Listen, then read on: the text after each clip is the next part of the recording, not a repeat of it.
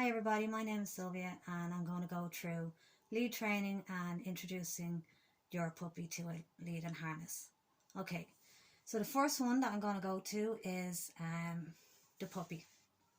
So when you first get your puppy, put the lead and harness down on the floor and allow the puppy to sniff around at it.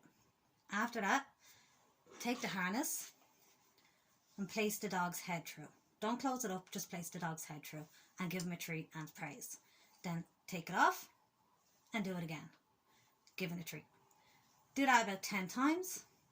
Then attach your lead onto the harness and close the harness up and give him a treat. Unattach the lead and attach it again, giving him a treat. Do that again 10 times and do that for about 2 days. After that, put the lead on him and just walk him around the house. That way then he knows that the lead and harness are a good thing, and you'll have less problems then when you bring him outside. He should just be able to go for a walk instead of having to be dragged down the road. So that's just introducing them. The next one is picking the right harness for your dog. Now don't be tempted to go, oh, I'll get a size bigger than he is so it'll last him longer. That's not going to work. With puppies, they're escape artists. They can be gone in 5 seconds.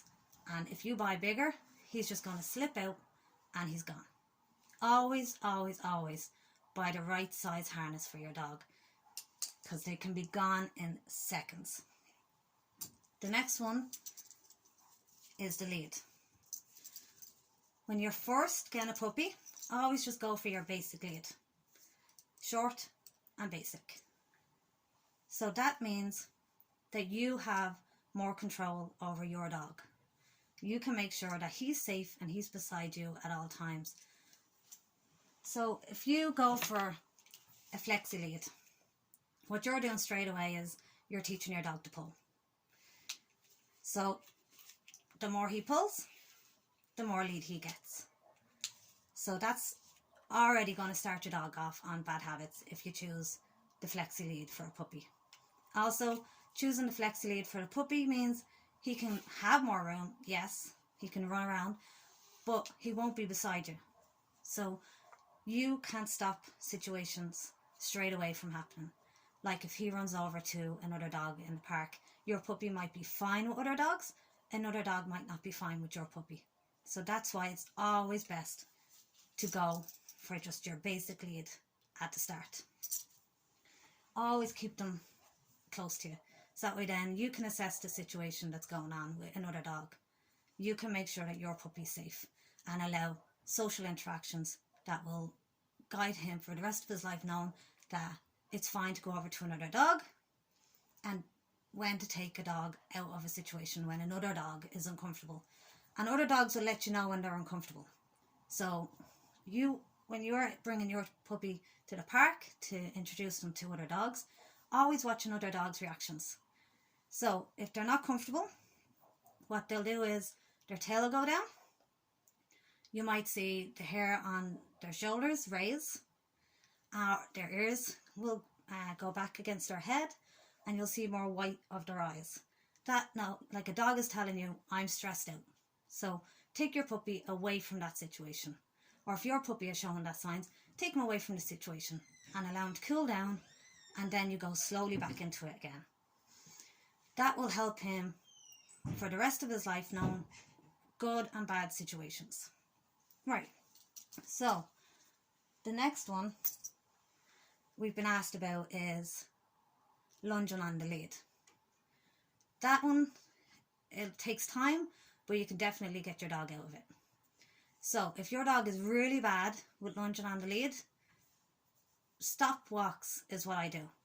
Stop walking them for about 20 days and start by bringing them out into the front garden. If you have an enclosed front garden, bring them out into the front garden, and when another dog or a person starts to go by, distract them.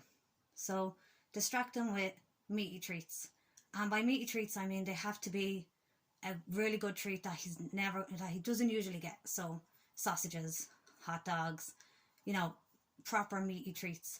So start dropping them above the dog's head distracting him from the other dog that's coming. So he knows, like, he'll get in his head eventually, oh, okay, the other dog is coming, it's not a big deal, something nice is going to happen. It does take some time, it really does, and the best thing to do, and this is harder for humans, like I find it hard as well, ignoring them when they're barking at other dogs. You have to ignore them.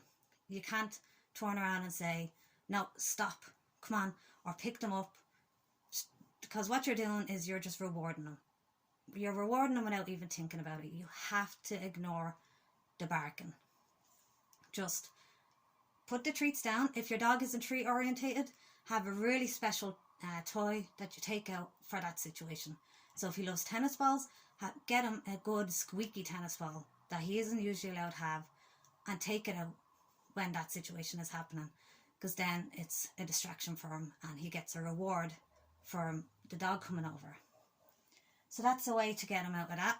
It does take about a month, but it can be done. Then start slowly bringing him out on the lead and doing the same thing. So when the dog is coming over, distract him with his treat or his tennis ball, whichever one the dog prefers, and he will get out of lunging at other dogs and strangers.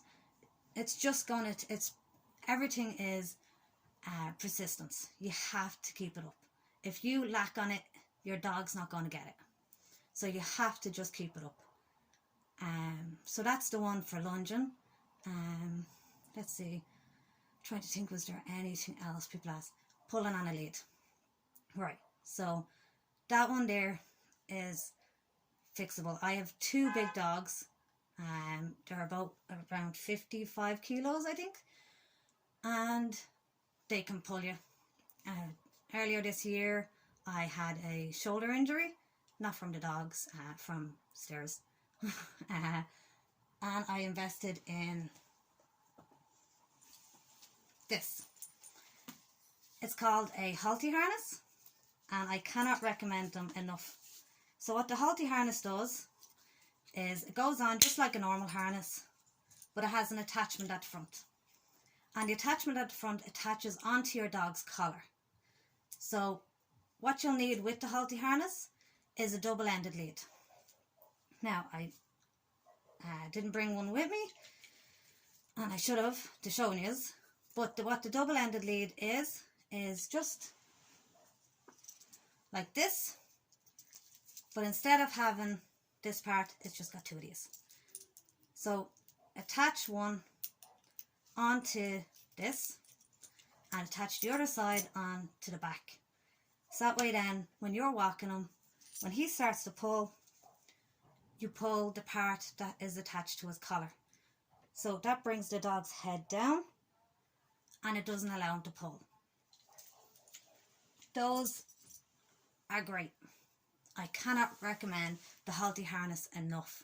It is amazing. It's straight away stopped my dogs from pulling, and walking your dog should be an enjoyable thing. Everyone should enjoy walking their dogs. It shouldn't be a stressful thing. If walking your dog is stressful, then you know that you're not going to enjoy it and it's just going to become a chore, and nothing with your dog should be a chore. So invest in a Halti harness, just on a double end lead. Attach it on and try it out. You can try them out.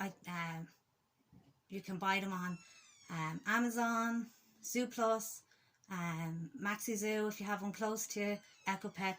Nearly every pet shop sells them. So for your big dogs who are pulling, Halti harness and a double end lead.